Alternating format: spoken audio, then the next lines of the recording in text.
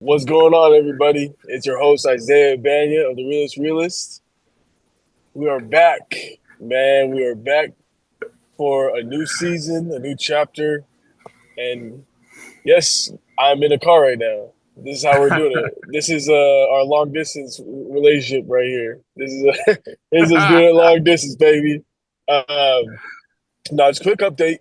So I live in Washington D.C. right now. I moved out here this like a week ago or so, and we just had Easter this weekend. So I decided it'd be awesome to go down and visit my mom in North Carolina. She's been out there for a few years, and I don't get the opportunity to go down there and visit her in her home. So it was good to go down there and spend the weekend with her, just catch up and kick back a little bit, especially for the way that this weekend's about this not weekend this week is about to go. Got a lot of great stuff coming up that I would love to talk about further on in this episode, which we will talk about in this episode. But that being said, man, that's why I'm in the car right now because I'm driving back to DC because I have training in about 10 hours that I got to get to. So I'm on my way back. That's why I'm in the car. But anyways, like I said, it's great to be back. JB, how you doing, bro? Dude, How you doing good. feeling? Had a good Easter weekend. Feeling good, doing good. So let me ask you something real quick. I know a lot of people have traditions that they do for Easter. They do the egg hunt, they do all that stuff. What is your what traditions do you have with your family, and what's your favorite one for Easter? Man, so I think we do a lot of like the normal stuff like you're saying. Like my wife gets them Easter outfits. They get in, on that morning, and we do Easter pictures by church or whatever, going to church, and then The Easter we Bunny comes through.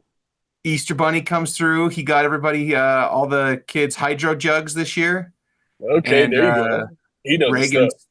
Yeah, Reagan said, "I guess we got a rich Easter bunny this year." So apparently, apparently we got a rich Easter bunny this his year. It was his nice. Bitcoin probably is looking good right now. That's Yeah, probably dude, why. that Yeah. bunny. Anyways, And man, so apparently there's different levels of income for different Easter bunnies. I learned this year. I guess so. And then we do, usually there's like a ham or potatoes involved somewhere, like whether we've hosted it here and done tri-tip and ham and potatoes, but and then my dude, the one though that I think is unique to me is like when I was a little kid, we'd go on the Saturday before Easter and have ham and potatoes with my grandparents, and on Channel 5, NBC, they would always be playing the Ten Commandments. Have you seen the Ten Commandments? Hmm. It's an old school movie, 1956 or something like that. It's not the animated one, is it? No, no, that's probably the Prince of Egypt, is what you're thinking of. It's the same story. That It's probably Moses. is. It's the same exact story, but they got Charlton Heston, who's like, one of these OG actors, and he's Moses, and they go through the whole story. So I started maybe 5 or 6 years ago. I'm like, hey, I'm gonna keep this going. I used to watch this as a kid, so now I watch on Easter weekend. It's a long movie. It's almost 4 hours. I try Mm. to break it up again in the Ten Commandments, and then one of my old bishops was like, if you like the Ten Commandments, you should watch Ben Hur, Tales of Christ. And so now I like watch both those old like 1950s movies. I don't know why I like those old movies, and Mm. it's kind of fun to look at them and be like, those are like the biggest celebrities of the day, like like the biggest, most important people of the day, and this is like the biggest movie of like that decade and all this stuff, and then it's like and all those people have moved on and they're on the other side of the veil now, and uh, Yeah, something else is more important to them now probably than all that stuff. So I don't know. I like watching the probably. old movies. But so that's kind of my stuff. That's how we do it. How about you guys? You're at your mom's place. What'd you guys do? Yeah, so it's weird, man. It's the traditions have changed a little bit, Mm-hmm. especially since it was just me. Uh, we didn't have too much going on. The Easter Bunny, he came through, but I kind of warned him. I said, "Bro, I do not need any sugar." So don't come around leaving no chocolate eggs for me. Don't none of that. I'll have a couple, but don't do it like you usually do. So there's no Easter hunt for me, no Easter egg hunt for me. Actually, it's crazy because I haven't even spent Easter with my family before Mm. this year in years, and it's really Yeah. cool. I mean, it's unfortunate, of course, but it's really cool because a lot of other families I'm close to, they've came up to where I've been at, especially when I was at Boise State. My close family that I'm friends with, and honestly, I'm like their third son. It's pretty Hmm. cool, but they come up and they spend Easter with us, and so I was up there in Boise when I was there. So we done, the Easter egg hunt up there. They always came up, made some carne asada, all types of stuff. Had a big old dinner with me and some of my other teammates and my best friend, and it was really cool, man. But over time, especially over since I've transferred and stuff like that, it's just been pretty unconventional. But honestly, it's been cool, man. Because at the end of the day, I feel like at a certain point, it's kind of like, okay, well, what is the purpose of Easter? And without all those other Mm. distractions and stuff like that, it kind of just reminds me or gives me the opportunity to really hone in on the whole reason why Easter's a thing and what Jesus Christ really did for us and everybody, in general, and why it's so important, why it's even a holiday. Because I feel like it's so, yeah, it's awesome to indulge in the magic and the joy of the eating, but I feel like sometimes it gets in the way. It Hmm. sometimes gets in the way. I mean, as a kid, like it is what it is. It's supposed to be like that, but I just feel for me sometimes I get caught up in that so much, where it's like, okay, hold on, this one. So, anyways, it was really cool because this weekend I got to sit there and we watched like the Passion of Christ. Um, Mm. I had a lot of I got to go to church and listen to some great speakers, listen to some great music. Just really feel the spirit, man, and just be uplifted and reminded of the atonement, and everything like that, and what Jesus did for us and the sacrifice for us. So, really, it was awesome, man. It was super fulfilling, and I feel like it was a great reminder Mm. of what the Easter holiday is. And so You it was know, I took awesome, my but kid. Yeah. no, go ahead. I, Go ahead. I said I take my kids on Tuesday on $5 Tuesday at the movie theater. We Okay. took them to see a new movie called King of Kings. Have you heard about this? Oh yeah, I've heard of Dude, it's it. actually really good. Like they tell the whole story of Jesus Christ and his life, his death, his resurrection, and they hit out of the park, dude. Like Really, uh, it's that good, huh? it's honestly really good. Everyone should take their kids to see it. I mean, it's a kid movie, right? But like I've been teaching my kids about Jesus for their whole lives, and I feel like that movie delivered the message more clearly and effectively than I could Mm, have or than I have. Nolan was talking about Jesus and like what he did and what happened, and then all this other stuff. And yeah, in Ben Hur, Tales of Christ, it talks about has the crucifixion of Jesus Christ in it and stuff too. And my kids saw it and mm. they're like, "Oh, this is just like the cartoon." Like you guys have watched this movie every year and you've never connected the dots, and that now it's really good, man. If you anyone listeners out there got a family and haven't gone and seen it, definitely go and see it. That's so cool, man. I gotta see it. I Yeah, feel like it's that'd be so interesting. That's so cool. Yeah, good for you, man. I love to hear that. yeah, Yeah, I feel like everybody should do that, honestly.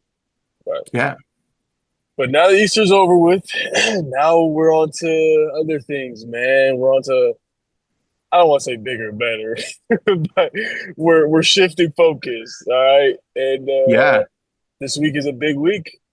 It's draft week, and it's the week that I finally find out where life is about to take me for the next little while, yeah, which has been a long time coming. Just over the past few months, bro, with this whole process and everything, moving, training, the pro days, the CFL combine, all that. Even my last season, everything comes up to this moment. And honestly, even before that, past 6 years comes up to this moment. So I'm just really excited, bro. Whatever happens, man, uh, I can rest assured that I did everything I could, man. I, everything else is in God's hands at this point. I did what I was supposed to do. I did my job. I made the sacrifices I need to make, and the rest is in God's hands, brother. Yeah, absolutely. So yeah, it's been awesome, bro. And I've just been. We're gonna keep talking more about that, but a little quick update since we're on the matter of me going back to DC and stuff like that. This transition has been kind of cool. I like DC a lot. It's awesome. It's a little different than what I'm used to. I feel like most of my life I've kind of been more East Coast, even in Canada. And I moved down here, but so this is my first time really, at least at this age, experiencing the East Coast, and it's been awesome. It's Hmm. a whole different culture, different kind of people. People are awesome out here, though. They're kind and it's super diverse. The cities that I go to are just different. They're just different in their own way. Um, the training, oh man. So actually, we were talking about this a little before we got on the podcast, but bro, so I've been working out with this badass trainer at this facility, and he's awesome, man. His name's Myron. He he's super. He's awesome, bro. He's cutthroat. He's down to the details and all these things, but you can just tell he knows his stuff, and he's been really getting me right, even just this first week. But I'm not gonna lie to you, man. The first one, it got me. Hey, the first one got me. And look, I'm not the one to sit here and make excuses ever. All right, I'm not the type to do that. However, before I continue and explain what happened on the first workout, you guys have to understand. All right, you guys gotta understand. Listen, I just came off a 31-hour drive, slept for Mhm. maybe 45 minutes. My diet hasn't been great, right? And I haven't worked out in a week because I've been worried about moving and all this other stuff. So you guys, hey, if I can give myself a little bit of grace, y'all gotta give me a little bit of grace too. All right. However, though, the first workout, I remember I pulled up there, and I'm feeling myself. I'm like, look, I'm an athlete. I've done hard workouts. I've done this for a while. Like, how hard could it be? You know, when I tell you this workout got my ass, like, I have never, and I've done some pretty crazy workouts, especially those 6 a.m. Boise State workouts on a Friday morning. Like, if you know, you know. And I've never thrown up in any of them. I threw up Hmm. twice. I threw up twice. Wow. My first workout Wow. out here. Yeah, it was Wow. good. And the thing is, I mean, like, it wasn't anything super crazy. It was just things that you just don't typically do. Even in college Hmm. workouts, those type of things, it just wasn't things that you typically do, man. And plus, with everything else I explained from the jump, I kind of just, set myself up for a little bit of a little shock. I don't want to say failure, Yeah. but I was setting myself up to, shock the body. But it was good though, man, because I finished that workout, and then, to earn my spot, I feel to earn my my respect. I decided to do a second workout Hmm. right after that one, and so that one was even harder. But we got through it, bro. We pushed through it, man, and we finished. We finished well as much as yeah, no, we finished. So, but it was a grind, man. But like I said, he's getting me right, and it's been awesome, bro. It's been such an experience. Just trying to keep my head on straight, just keep being positive, and just appreciate everything for what it is, bro. This experience, like, yeah, of course it's hard and it's required a lot of sacrifice and a lot of discipline, a lot of, you know, pain, but it's all worth it at the end, man. Because truthfully, I know people who would die to be in the shoes that I'm in, Yeah. and to be in the situation I'm in. So I'm extremely grateful. Do you who's training with you? Who's in that group? Is it other like prospects for the NFL? Is it his regular guys he trains, or is it just one on one? Yeah, so the first workout was one on one, but we also Okay. work out with a group. And so he does mix with like there's actually like NFL players in there, there's other draft prospects, there's even some I think there's actually a couple of NBA players in there too. The ones Yeah. that didn't make the playoffs. But I'm not gonna say hey who the hell I don't want to embarrass No need to out them. those guys. Yeah, Yeah. the ones that didn't make the playoffs. But anyways, even like shoot, he even includes some of like some high school kids who are on spring Mm, break about to go to college and stuff like that. So it's honestly a great group of guys. You know, they all work hard, they all push themselves, and truthfully, they're all elite athletes. And yes. so and he has a really good track record. The guys that he trains, who he trains and his guys help out, he some really high class individuals. Like I'm not sure. I mean, I don't worry about people here. Yeah. Some pretty starting. It's been awesome, man, and it's been paying off in just a week. And so I'm excited to get back there and grind it out tomorrow morning. Yeah, man. It's currently 11:40 right now on the East Coast, so it's a little late, but it's all good, man. You gotta do what you gotta do. Okay, so you're gonna be watching the draft, obviously. Are you gonna be watching it with your agent at your place, or like what's your plan for watching the draft? Yeah, so I'm planning on watching it at my spot that I'm at right now. My agent will be there. My mom is planning on sliding out. My mom and my stepdad are planning on coming out. Because the thing is too is that right after the NFL Combine, I also have the sorry, not NFL Hmm. Combine, the NFL Draft. I also have the CFL Draft, and that's like right after. And so they're going to be up there for that whole deal, the whole process, and yeah, man, it's going to be pretty interesting to see how everything kind of goes down. You know, Yeah, with both opportunities, and so it's crazy just the position that I'm in. It's something where you really have to hone in on what you can control, and you can't worry about what you don't control, what you can't. Right? Like it's easy just to let those concerns, those worries, those fears to really sit in and honestly discourage you, yeah, especially when you don't know. Especially in my shoes, like I really have no idea. I'll be right, honest, I have no idea where my career is going to go. It could go north of the border, it could stay south of the border. It could it could be East Coast, it could go West Coast. I have no idea. right. But um, at the end of the day, man, like it's just I keep reminding myself that I've done everything I need to do. Kind of like what I said earlier on, and it's really up to God's plan. But I'm so excited to see where it goes. And man, truthfully, I'm so excited just to have some stability again. You know, some stability, man. I know where I'm gonna go, stuff like that. Just I'm excited. And plus, at the end of the day, I just want to play ball, man. That's it. Play ball and go Absolutely, crack some helmets.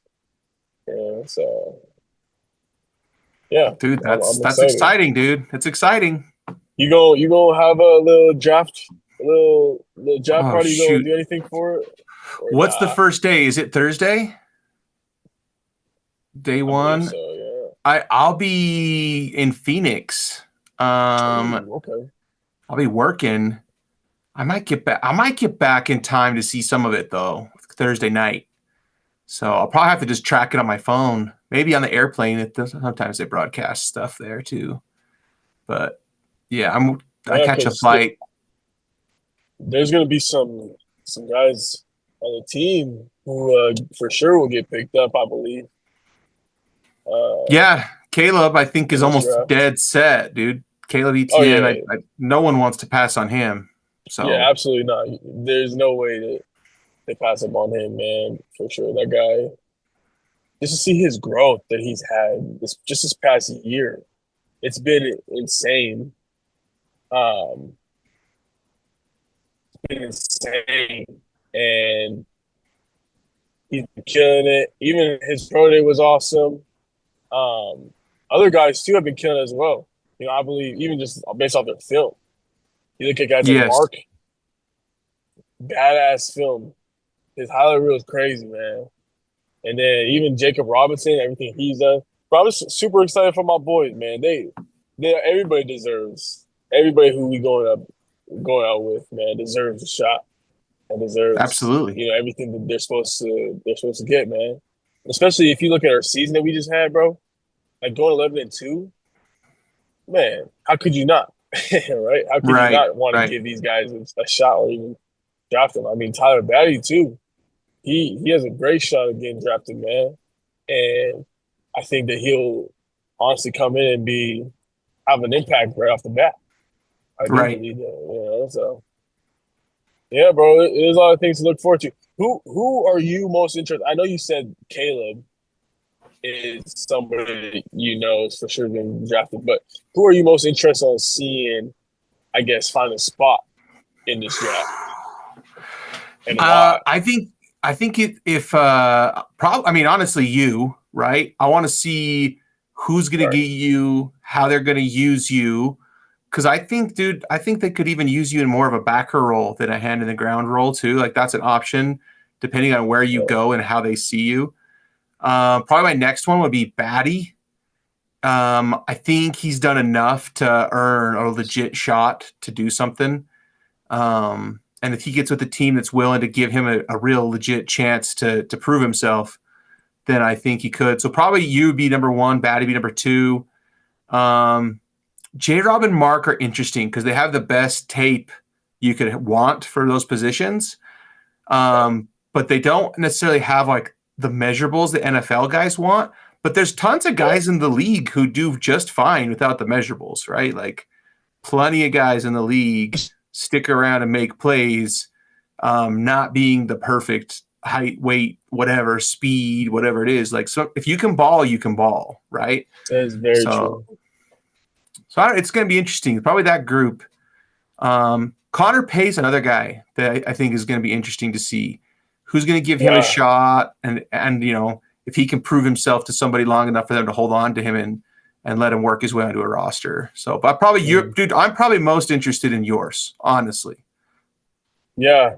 I'm really excited to see how how my situation turns out, man. Because you're right, and especially I think the difference is with most of these other guys that are in the draft is that, at least in my position, is that you can look back and see over the my career, just see everything that I've done and just the versatility that I've had in everything, right? From going from outside linebacker to Will backer, then going to Sam, then going to DN, then even moving to a place where I'm like a D tackle in that 4-eye. Mm-hmm. And then you go back to DN. And all these things are just kind of like playing at a high level in that regard. It's just kind of cool. So I'm excited to see how a defense wants to utilize me and how they want to, I guess, kind of not just really utilize me and what skill set they want to use. It'll be cool. Right. Because man, like even if like my body, and I've been so grateful to not only just be blessed with a healthy 6 careers compared to a lot of other people, but just the way that it's adapted to the roles that I've been asked to play and asked to do. Right, like when I came in and played outside linebacker, I was 240 ish, right, and then I was asked to play real linebacker, so I got to like 225, 220, and excelled at that role. And then I went to go play Sam, got up to 235, 240 again. And then I came to BYU and got up to 250, man. And this last part when we really needed us to be in the 4-eye, I mean, shoot, if you look at it, man, I was in the 4-eye damn near like 50% of my snaps here at BYU. Yeah. And that required me to gain a little weight, man, and get a little stronger, get more physical, get more aggressive. And I got to 265 and and got to hold my ground in that regard too. And so, anyways, man, cool. I feel like I'm like a Swiss Army knife, truthfully, and I feel like they got set too. Uh, Yeah, Yeah. no, I appreciate you saying that though, because yeah, I'm in the same boat. Yeah. Kevin, Well, I just exactly what you said, man. I think there's so much versatility to your game and how they could use you. I'm going to be really interested because honestly, I could see someone drafting you and me expecting one thing and then you doing something completely different for them. So, completely different. mhm. Kevin, who are you most anticipating on seeing go into his draft? Dude, I think J Rob is the guy that I want to see where he lands because he's been awesome at BYU and I think was kind of slept on like just in terms of how important he was to your defense last year and I'm excited to see what he can do in the league. Yeah, me too.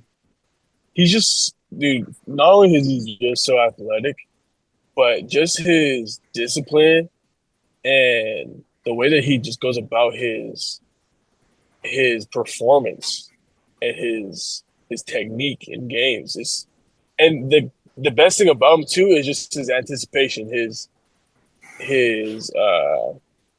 like his sixth sense, of the game. It really shows, bro. It really shows. I mean, shoot, I just remember that one play against Arizona when he got that pick. You know what I'm talking about in the East, the South, and the South. It Yeah, was by the South end rock. zone. You know what I'm Yep. talking about? Versus Arizona, yeah. And I jumped that screen pass, and he was just floating in the air, bro. I was like, oh my gosh.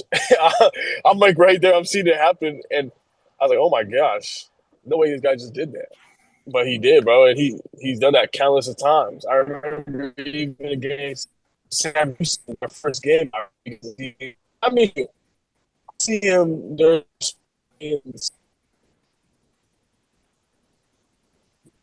pretty good, and then get Sam Houston, and he get that one pick. He like jumps up like 11 feet in the air, and jumps over the receiver for a pick. I'm like, whoa, He okay, this kind of guy's like floated. serious. He kind of floated in both of those picks too. It's like he was just waiting in the air for the ball to get there almost like Yeah, that's exactly what happened. And so yeah. now I've always been intrigued with J Rob. I'm excited to see how he does too. I'm excited to see how this. You know who I'm most excited to see though? I'm really excited to see what happens with Gary. Oh, that's a good one. Yes. I'm because this is the thing. I mean, I feel like the majority of people know this, but Gary really is an elite quarterback, an elite athlete, and I wish he was able to show it more at BYU. However, though, I mean, it's just unfortunate things just didn't work out the way it did. But I really have never been around a quarterback of that caliber. Hmm. Never. And And that's saying a lot. even his leadership, dude. His leadership is elite too. Yes, and his mindset is like it's not just on the field; it's every aspect of the guy is just elite, and you can really appreciate it. Once you even get to know him more, it's like you can even appreciate him even better. And so, Hmm. in that regard, man, and that's saying a lot, bro, because I've been around some badass quarterbacks, some quarterbacks who are in the NFL right now, Yeah. and no diss on them or anything like that. They have their own thing going on, but I'm just really excited to see how that turns out for Gary, man. And so, anyways, that's who I would pick. I think out Yeah, of that's a all of good them, pick. yeah, yeah, man. So, anyways, that's my take on the draft.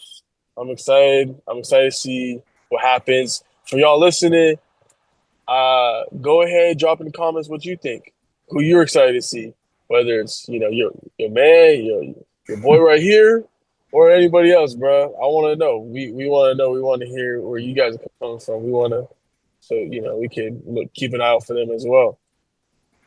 But anyways, I'm excited. I'm really excited. Um, Shifting from the NFL draft and the CFL draft. Um, let's talk about BYU football, huh? Oh, yeah. There's some stuff Which going on with is BYU football. hot topic right now. There's been some crazy things that's been happening. You first of all you get Yeah. a 5-star commit or signee or whatever commit, yeah. with Brock, Yes. which is big for BYU, and then now for some reason, not for some reason, we can even get into it a little bit, but the transfer portal becomes a little bit more of a hot topic in Provo, Utah.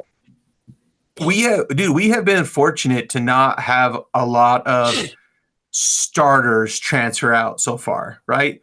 Like Yeah. after we went 5-7, I mean, technically, I guess Aiden Robbins didn't transfer. He went to the NFL, but that was like a starter you lost. Miles was in the portal for a minute and came back. You didn't lose him. And there's probably guys we lost, but not that I can think of that were like starters. Like most of you guys came back.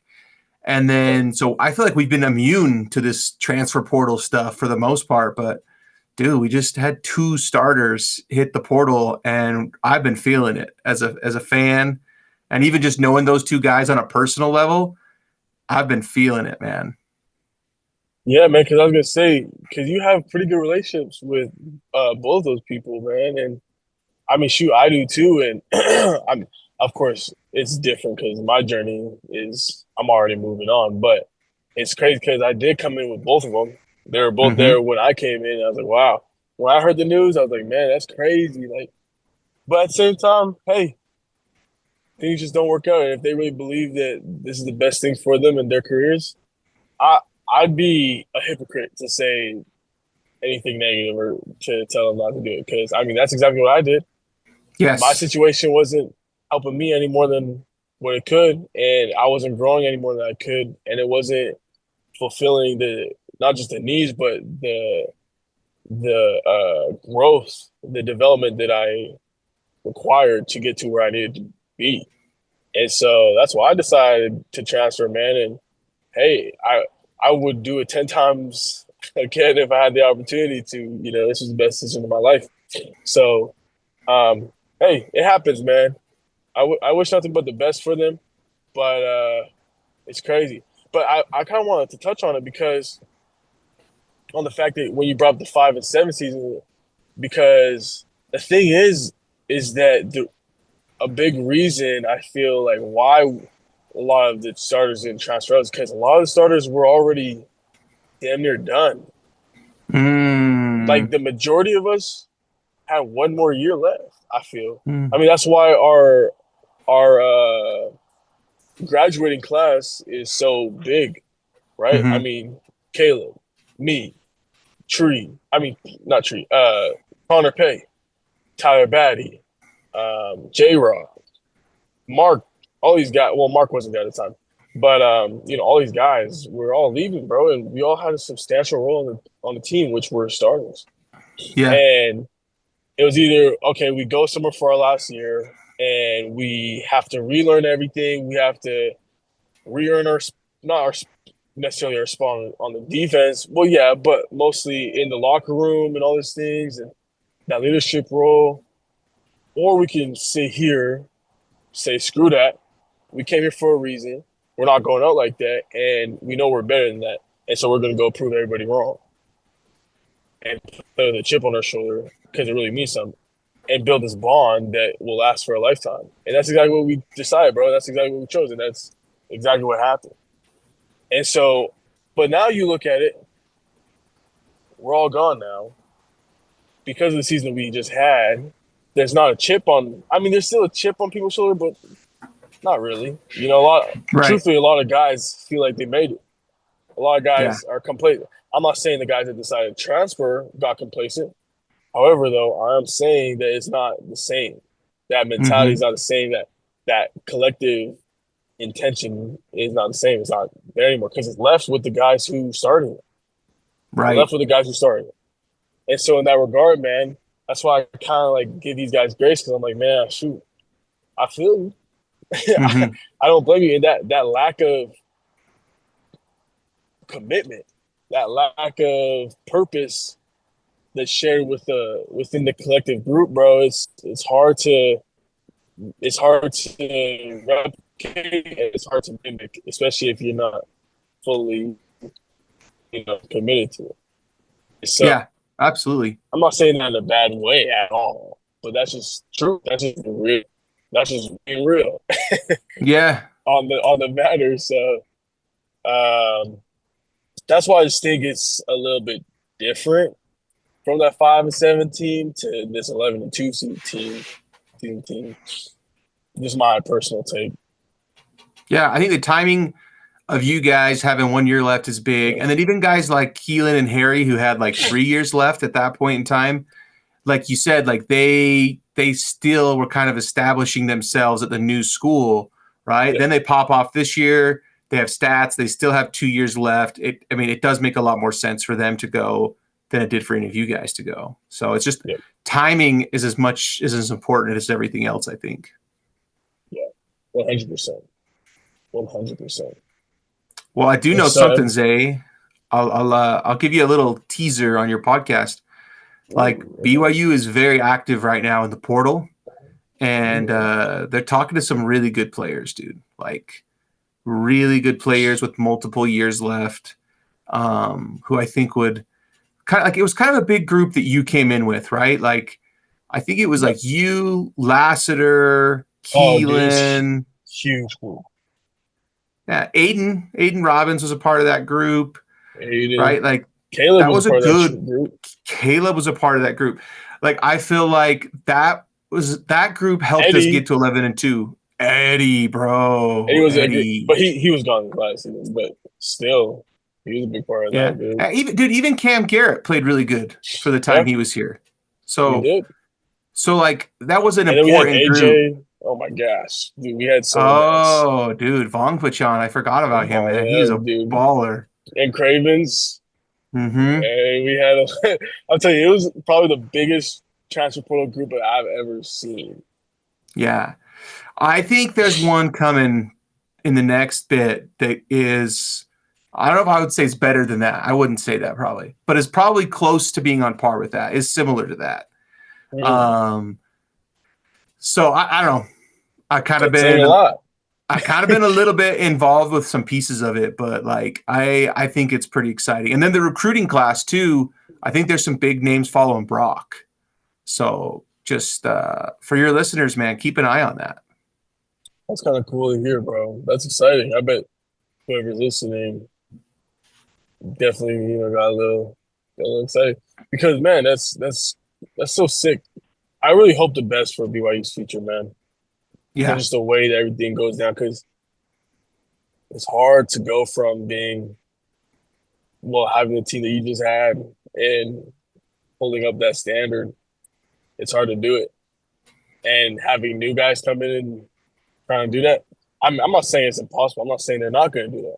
I'm not saying that at yeah, all. In fact, I fully believe that they're going to do a great job in carrying on, the culture and everything. However, to jump into that portal and get some new guys coming in, that's big, man. That's exciting. So yeah. And I don't know how many of these guys. Some of these guys will definitely contribute right away, but some of them are more like, hey, we're gonna build you up over the next year or two to be crucial and key for us the year after that, or yeah, so. Some of those guys. yeah, But absolutely. I mean, you need guys like that. mm-hmm. You need guys like that. I mean, it's college. Yeah, yeah. Even on all levels, you need guys like that. Never mind, it's college. So Yeah. no, that's exciting, man. That's really cool. So Cougar Nation, you got a lot of things to look forward to in the upcoming season and seasons, um, both at BYU and out of BYU with all of us.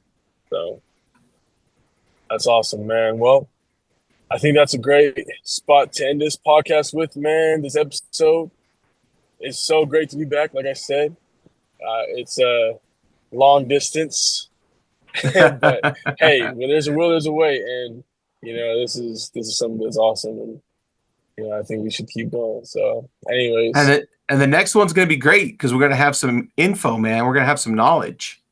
next one is gonna be awesome. It's gonna be update. It's gonna be shit. I might not even be in Washington no more. I might be in a whole other city. In fact, I intend on being in a whole other city. I mean, it'd be cool if I didn't, if I stayed. But hey, we'll see, man. We gonna see. But regardless, make sure you tune in for the next episode because it's gonna be even bigger. And it's gonna be even better, and it's gonna keep getting better. Give you guys a real cool insight on just my journey and stuff like that. So, anyways, appreciate you guys being here, Jake, Kevin, as always. Appreciate y'all, love y'all, man, and I'm gonna catch y'all next time.